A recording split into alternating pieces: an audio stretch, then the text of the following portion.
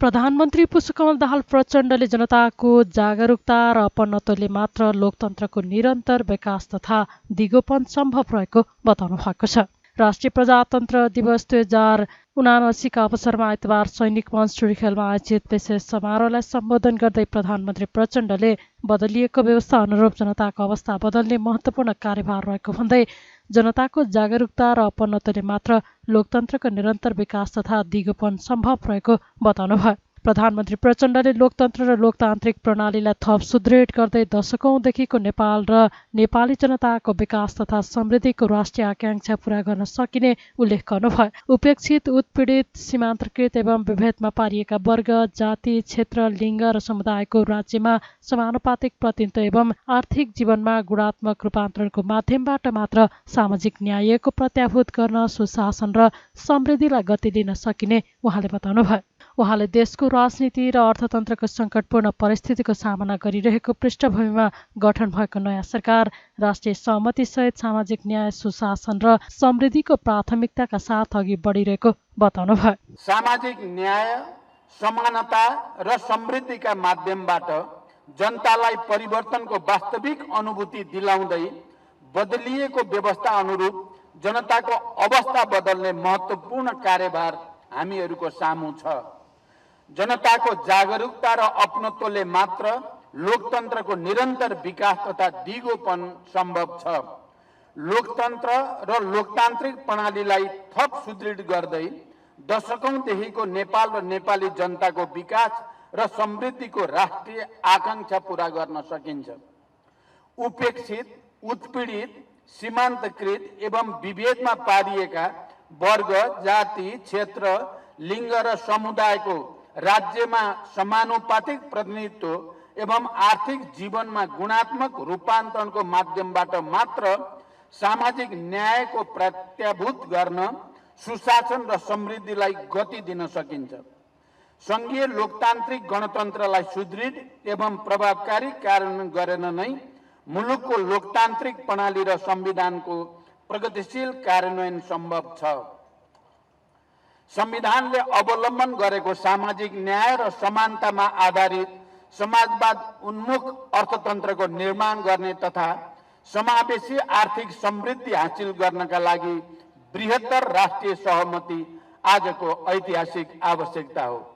देशको राजनीति र अर्थतन्त्रले सङ्कटपूर्ण परिस्थितिको सामना गरिरहेको पृष्ठभूमिमा गठन भएको नयाँ सरकार राष्ट्रिय सहमति सहित सामाजिक न्याय, सुशासन र समृद्धिको प्राथमिकता निर्धारित गर्दै जनताको अवस्था बदल्न, सरल र सहज सेवा प्रवाह मार्फत सुशासनको प्रत्याभूत गर्न, अर्थतन्त्रका चुनौतीहरू सम्बोधन गर्दै समृद्धि संस्थागत गर्न, संक्रमणकालीन न्यायको सिद्धान्तका आधारमा मुलुकमा दिगो शान्ति स्थापित गर्न, देशको भू राजनैतिक संवेदनशीलतालाई हृदयङ्गम गर्दै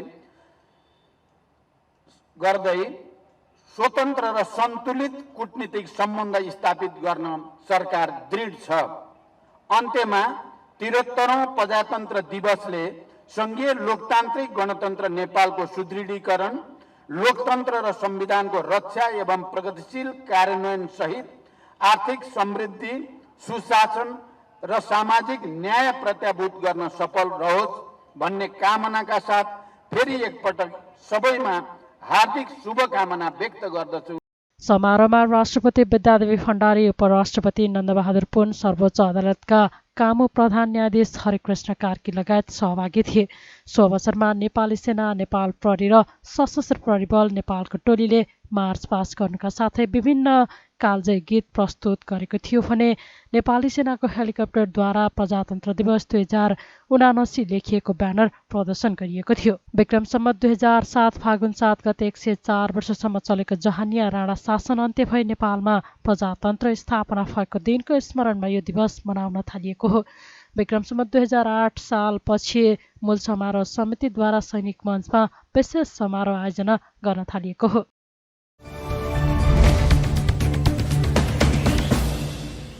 आगामी वैशाख 10 गते चितवन क्षेत्र नम्बर 2 मा हुने उपनिर्वाचनका लागि निर्वाचन आयोगले दल दर्ता गर्न आह्वान गरेको छ। आयोगले सूचना जारी गर्दै फागुन 10 देखि फागुन 16 गतेसम्म दल दर्ताका लागि आह्वान गरेको हो। सूचनामा 2079 फागुन 5 गतेसम्म दर्ता कायम रहेका राजनीतिक दललाई दर्ता गर्न भनिएको छ। नेपालको संविधानको धारा 271 र राजनीतिक दल सम्बन्धी ऐन 2073 को दफा 4 बमोजिम 2079 फागुन 1 देखि फागुन 16 गतेसम्म कार्यालय समयभित्र राजनीतिक दल सम्बन्धी नियमावली 2074 को अनुसूची 12 बमोजिमको ढाँचामा निर्वाचन आयोगको कार्यालयमा दल दर्ता निवेदन दिन सूचित गरिएको सूचनामा उल्लेख गरिएको छ। प्रतिनिधि सभाका तत्कालीन सांसद रवि लामिछानेको सांसद पद सर्वोच्च अदालतले खारेज गरिदिएपछि रिक्त रहेको चितवन क्षेत्र नम्बर 2 मा आगामी वैशाख 10 गते उपनिर्वाचन गर्ने तय भएको छ। उपनिर्वाचनका लागि आयोगले निर्वाचन कार्यतालिका समेत सार्वजनिक गरिसकेको छ। आगामी चैत 20 गतेलाई मनोनयनको कार्यतालिका सार्वजनिक भएको छ। निर्वाचन आयोगले सार्वजनिक गरेको कार्यतालिका अनुसार चैत 21 गते उम्मेद्वारको विरोधमा उजुरी, चैत 22 गते मनोनयन पत्र र उजुरी उप जाँचबुझ गरी निर्णय दिने तथा उम्मेद्वारको नामावली प्रकाशन गर्ने रहेको छ। यस्तै चैत 23 गते उम्मेद्वारको अन्तिम नामावली प्रकाशन गरी उम्मेद्वारलाई निर्वाचन चिन्ह प्रदान गर्ने कार्यक्रम रहेको निर्वाचन आयोगले जनाएको छ।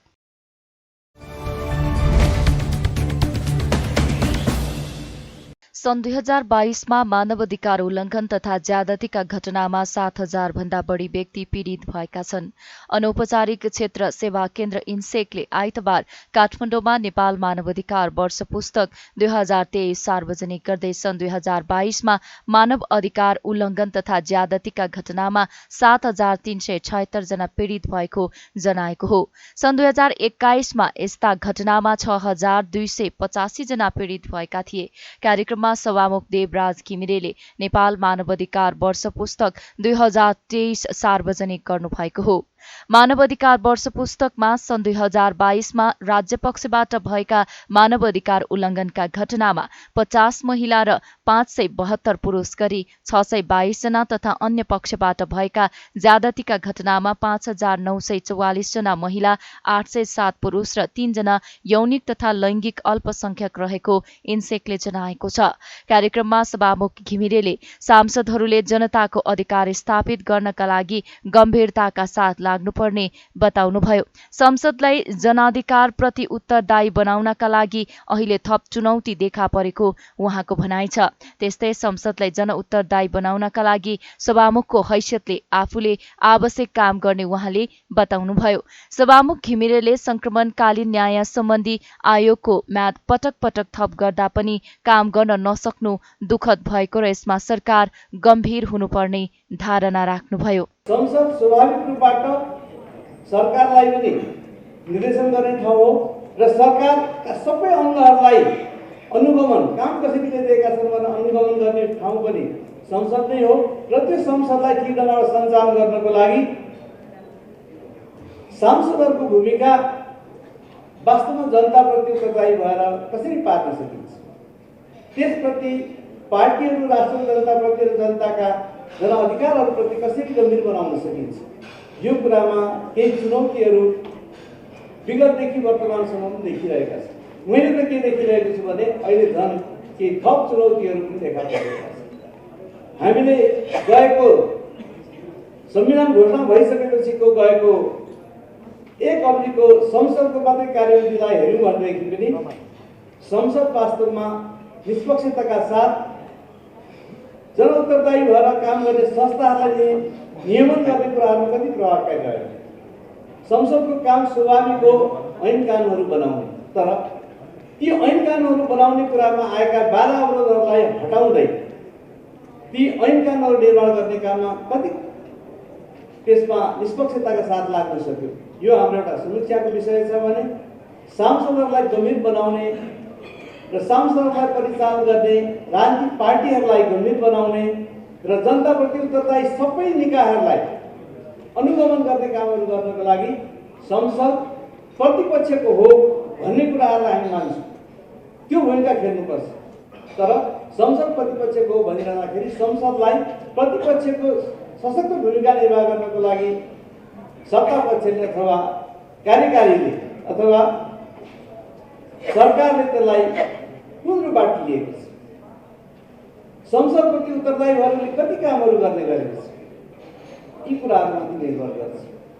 सरकार प्रजातान्त्रिक छ कि छैन भन्ने कुराको सार त्यसले दिन्छ। त्यसैले सरकार संसदप्रति उत्तरदायी बनाउनको लागि म सभामुखको हैसियतले सबै निकायहरू जनताको आकांक्षा अभिव्यक्ति गर्ने थलो रूपबाट विकास गर्नको लागि जनउत्तरदायी भएर काम कारबाहीहरू गर्नको लागि आफू सक्दो त्यसमा कामहरू गर्ने कुरा पनि तपाईँहरूको अगाडि प्रतिबद्धता व्यक्त गर्न चाहन्छु। यति कुराहरू गरिसकेपछि अहिले हाम्रो देशमा धेरै कुराहरूको ऐन कानुन बन्ने कुरामा अभावै देखिएको छ। यद्यपि हामीले धेरै ऐनहरू बनाउने कामहरू गरेका छौँ, तर बनेका ऐनहरूले त्यति बेलाकै कामहरू गर्न कार्यान्वयनको रूप कति लिएका छन् भन्ने कुरा हाम्रा विभिन्न प्रणालीहरू, खास गरी संसदीय प्रणालीभित्र अपनाइने विभिन्न खालका समितिहरू र तरिकाहरूबाट त्यसको अनुगमन निष्पक्ष ढङ्गबाट हुन कतिपय कामले सकिरहेको छैन।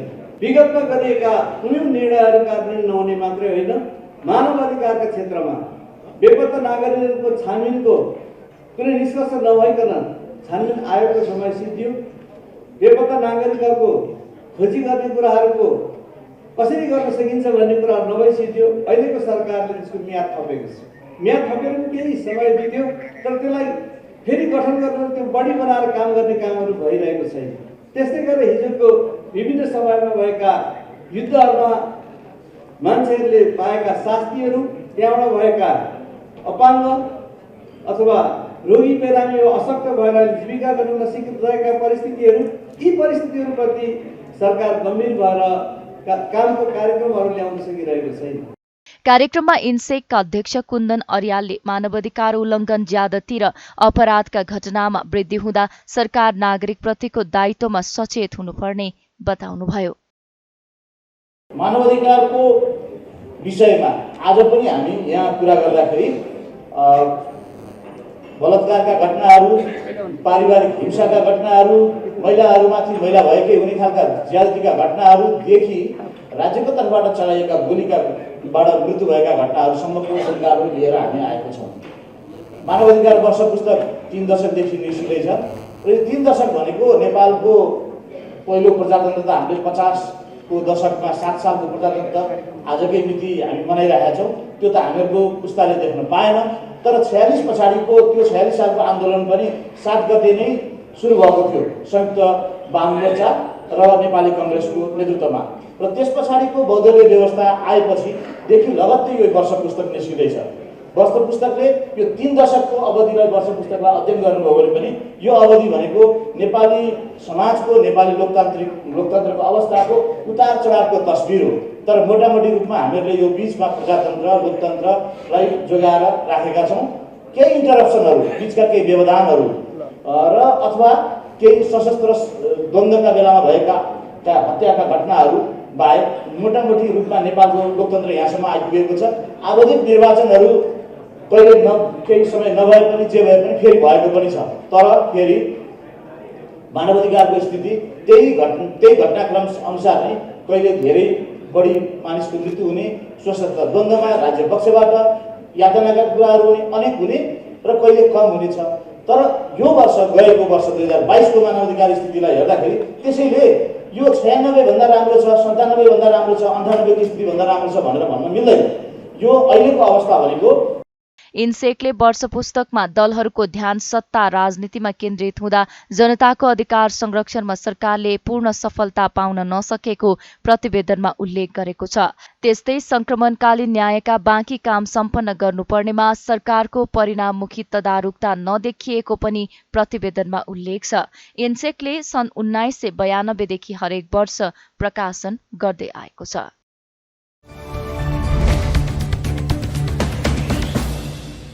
नेकपा एकीकृत समाजवादीका अध्यक्ष माधव कुमार नेपालले राष्ट्रपतिको निर्वाचनपछि वर्तमान गठबन्धनको भविष्य टुङ्गो लाग्ने बताउनु भएको छ।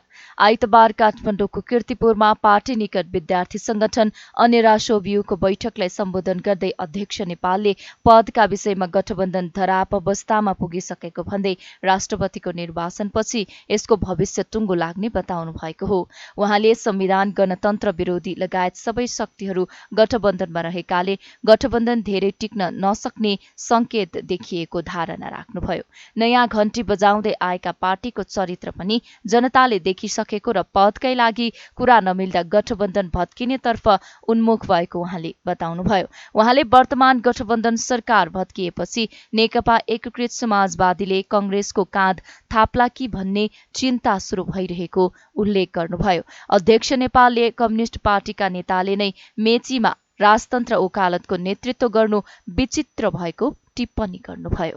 अब त समय बित्यो भन्यो, अब त नयाँ आयो परिस्थिति भन्यो, देखिँदैन। अब त झन् मेचीको पुलबाट हुँदा हुँदा त्यहाँ त ज्ञानेन्द्र पनि पुग्दा रहेछन् प्रमुख अतिथि भएर। ज्ञानेन्द्रको छोरो र नाति पनि पुगे क्या त्यहाँ छैन, सारा परिवार। कम्युनिस्ट पार्टीको एउटा नेतो त्यहाँ चाहिँ त्यसको अगुवा बनेको छ। योभन्दा विचित्रको राजनीति के होला र यो देशको? हो, यो सबै अवस्थाभित्र हाम्रो पार्टीको छुट्टै एउटा पहिचान छ। यो पार्टी सबै खालको दक्षिणपन्थी अवसरवादका विरुद्धमा जुझ्न चाहन्छ, सबै खालको प्रतिगमनको विरुद्धमा जुझ्न चाहन्छ, यो अग्रगमनको झण्डा बोकेर अगाडि बढ्न चाहन्छ, नेपाली समाजलाई समाजवादको दिशामा लान चाहन्छ। एक किसिमको गठबन्धन छ अहिले। त्यो गठबन्धनमा राजतन्त्रलाई फेरि ल्याउन खोज्ने तत्त्वहरू पनि छन्, प्रतिगामीहरू, सङ्घीयता विरोधीहरू पनि छन्, अनि त्यहाँ वामपन्थीहरू पनि छन्, संविधान विरोधीहरू पनि छन्, संविधानका रक्षकहरू पनि छन्। योभन्दा पहिलेको गठबन्धन कस्तो थियो? कांग्रेस थियो संविधानको पक्षमा उभिने, वामपन्थीहरू थिए गणतन्त्रको पक्षमा उभिने, परिवर्तनका पक्षमा उभिने। यसरी वाम र लोकतान्त्रिकहरूको गठबन्धन थियो। तर प्रधान चुनावपछि नयाँ किसिमको शक्ति सन्तुलन भइदियो। तर शक्ति सन्तुलन नयाँ भए तापनि पुष्पकमल दाहाल प्रचण्डलाई प्रधानमन्त्री दिने कि नदिने भन्ने कुरामा त्यहाँ विवाद भयो। कांग्रेसमा सारा पद आफै लिनुपर्छ भने त्यो प्रवृत्ति देखियो। यो सबै प्रवृत्तिले गर्दाखेरि समस्या पर्यो। तर अहिले हामी त्यहाँ देख्यौँ नयाँ घण्टी बजाउँदै आएको पार्टीको चरित्र पनि देखे जनताले। पहिले त के नगर्ला र भन्ने लागेको थियो।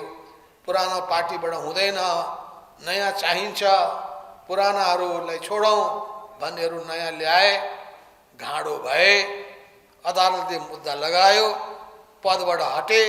त्यही पनि पदको निम्ति आसक्त भएर त्यही पद चाहिन्छ भनेर हैरान पारेपछि त्यो गठबन्धन पनि सङ्कटमा परेको छ। कुन दिन त्यो गठबन्धन भत्किने हो ठेगान छैन। त्यो गठबन्धनको सरकार भत्किएपछि अनि काङ्ग्रेसले अनि एकीकृत समाजवादीले काँध थाप्ला कि भनेर त्यहाँ चिन्ता सुरु भइसकेका छ। ढोक्सा थाप्ने भनेको त्यही हो। त्यताबाट आएपछि यता यिनीहरूले जोगाउँछन् कि भने त्यही हो। त्यसो हुनाले राजनीतिले कुन कोर्स लिने हो राष्ट्रपतिको चुनावसम्ममा थाहा भइहाल्छ। अब सबै पद लिन खोजेर नेपालको राजनीतिमा आफ्नो एकाधिकार चलाउन खोज्ने त्यो प्रवृत्ति हाबी हुने हो कि होइन, त्यस्तो गर्न पाइँदैन। सन्तुलनको राजनीति अपनाएर मात्रै जानुपर्छ भन्ने मान्यता हाबी हुने, यसको फैसला अब आउँदो हप्ताभित्रमा सम्भवतः महिना दिनभित्रमा सम्भवतः भइसक्छ।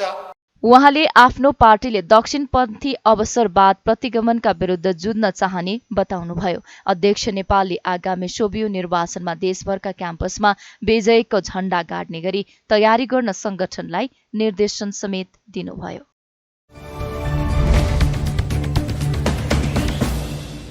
प्रधानमन्त्री पुष्पकमल दाहाल प्रचण्डले वर्तमान सरकार पूर्ण प्रेस स्वतन्त्रताको पक्षमा दृढ रहेको बताउनु भएको छ। राष्ट्रिय समाचार समिति राससको 62औं वार्षिक उत्सवको अवसरमा आइतबार काठमाडौँमा आयोजित कार्यक्रममा प्रधानमन्त्री प्रचण्डले वर्तमान सरकार नागरिकको विचार अभिव्यक्तिको अधिकारको सम्मान गर्ने र पूर्ण प्रेस स्वतन्त्रताको पक्षमा दृढ रहेको बताउनु भएको हो।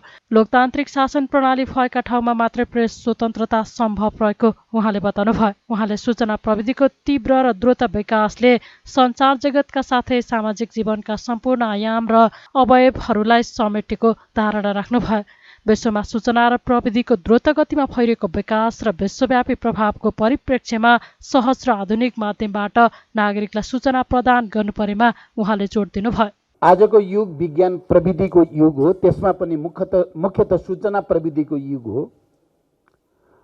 पछिल्लो 2 दशकमा विश्वमा सूचना प्रविधिको विकास यति तीव्र गतिमा भएको छ कि सिङ्गो विश्वले यसलाई चौथो औद्योगिक क्रान्तिको रूपमा संश्लेषण गर्दैछ। मलाई लाग्छ तपाईहरू सबैलाई यो कुराको जानकारी नै छ। सूचना प्रविधिको यस प्रकारको विकासले सञ्चार जगतलाई मात्र नभएर सामाजिक जीवनका सम्पूर्ण आयाम र अवयवहरूलाई पनि समेटेको छ। त्यसबाट अछुतो कोही पनि छैन। अब सूचना प्रविधिभन्दा बाहिर त्यस्तो कुनै विषय र मुद्दा छैन जसले आफ्नो अस्तित्व अलग रूपमा कायम गर्न सकोस्। यसर्थ 21औं शताब्दीको आजको विश्वमा सूचना प्रविधि प्रत्येक मान्छेको सरोकारको विषय मात्रै नभएर एउटा अनिवार्य र अपरिहार्य विषय बन्न गएको छ। विश्वमा सूचना र प्रविधिको विकासको गति जुन गतिमा भइरहेको छ त्यसको प्रभावको परिप्रेक्ष्यमा हामीले पनि आफ्ना सञ्चार माध्यमहरूलाई समय र युग सुहाउँदो रूपमा थप अद्यावधिक र परिमार्जित गर्न आवश्यक छ।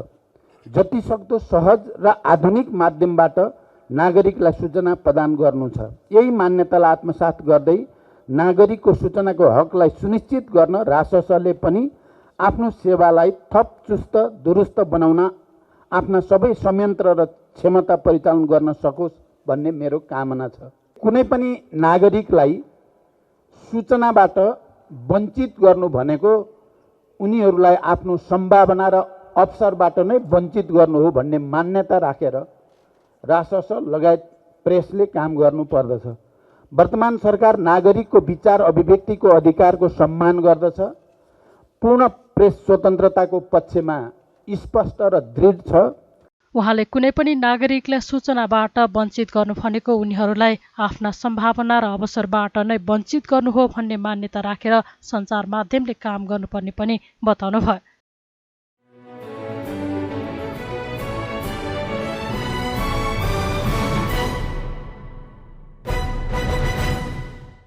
सोह्रौं संस्करणको एसियन क्रस कन्ट्री च्याम्पियनसिप नेपालमा आयोजना हुने भएको छ। नेपाल एथलेटिक्स एसोसिएसनले आइतबार काठमाडौँमा पत्रकार सम्मेलनको आयोजना गर्दै फागुन 23 गते बिहीबार एसियन क्रस कन्ट्री च्याम्पियनसिप हुने जानकारी दिएको हो। प्रतियोगिता एसियन एथलेटिक्स एसोसिएसनको तत्त्वावधानमा आयोजना हुने आयोजकले जनाएको छ। प्रतियोगितामा नेपाल सहित एसियाका 40 देखि 45 राष्ट्रका करिब 450 जना खेलाडीको सहभागिता रहनेछ। गोकर्ण स्थित गोकर्ण फरेस्ट रिसोर्टको एरियामा सञ्चालन हुने प्रतियोगितामा सिनियर पुरुष र महिलातर्फ 10 किलोमिटर, 20 वर्ष मुनिको जुनियर पुरुषतर्फ 8 किलोमिटर र 20 वर्ष मुनिको जुनियर महिलातर्फ 4 किलोमिटरका कुल 4 विधामा व्यक्तिगत र टिम इभेन्ट्समा प्रतिस्पर्धा हुने एथलेटिक्स एसोसिएसनका अध्यक्ष राजीव विक्रम शाहले जानकारी दिनुभयो। लगभग नेपाल एथलेटिक एसोसिएसनले चाहिँ 24 वर्षको अन्तरालमा चाहिँ एउटा एसियन अथवा अन्तर्राष्ट्रिय लेभलको कम्पिटिसन हाम्रो देश नेपालमा गर्नको निम्ति आँटिराखेको छौँ। 1999 मा चाहिँ लास्ट टाइम गोकर्णमै यही कम्पिटिसन गरेको थियौँ। 2013 सालमा पनि 2013 मा पनि नेपालले चाहिँ बिट गरेको रहेछ, तर परिस्थितिवश त्यो बेलामा चाहिँ सम्पन्न हुन सकेन। त्यसै गरेर हामीले चाहिँ यो 4 सालको लागि आँटेको थियौँ, तर एसियन एथलेटिक एसोसिएसनले नि कोरोनाको बावजुद चाहिँ अन्तर्राष्ट्रिय कम्पिटिसनहरू क्यान्सल गरेको थियो। 45 देश आबद्ध छ। 45 देश मध्येमा मिनिमम 30 देश चाहिँ हाम्रो एसियन एथलेटिक एसोसिएसनको जनरल सेक्रेटरीले चाहिँ आबद्ध हुन्छ भन्ने हामीलाई प्रतिबद्धता दिएको छ।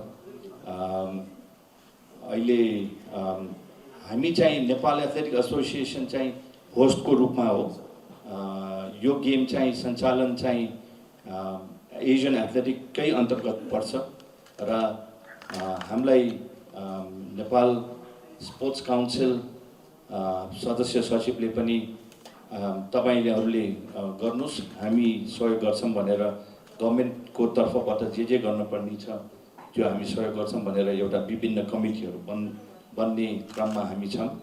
बागमती प्रदेशका सदस्य सचिव हाम्रै रिजनमा यही काठमाडौँ गोकर्णमा यो कम्पिटिसन हुने भएको भएर चाहिँ उहाँले चाहिँ मूल रोल खेलिरहनु भएको छ।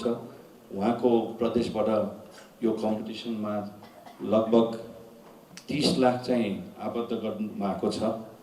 हाम्रो चाहना छ कि यसलाई बढाएर 50 लाख पुर्याउने भन्ने चाहिँ हाम्रो रिक्वेस्ट छ, किनभने यो चाहिँ लगभग हामीलाई एस्टिमेट गरेर 400 खेलाडी चाहिँ 400 अफिसियल र खेलाडी चाहिँ अनुमान गर्नु 400 जना जति भनेर भनेको थियो। हामीले चाहिँ लगभग 360 वटा खेलाडी र अफिसियल गरेका छ, तर पछिल्लो चरणमा 260 को 300 सम्ममा अनुमान गर्नु भनेर भनेको छ। यस प्रतियोगिता नेपालले दोस्रो पटक आयोजना गर्न लागेको हो। यसअघि करिब 24 वर्ष अगाडि सन् 1979 मा प्रतियोगिता नेपालले आयोजना गरेको थियो। यस प्रतियोगितामा नेपालबाट सहभागिता जनाउने खेलाडी फागुन 9 गते छनौट गरेर बन्द प्रशिक्षणमा राखिने एथलेटिक्स एसोसिएसनले जनाएको छ। प्रतियोगिताको अनुमानित बजेट करिब 3,65,55,500 रुपैयाँ रहेको एसोसिएसनले जनाएको छ।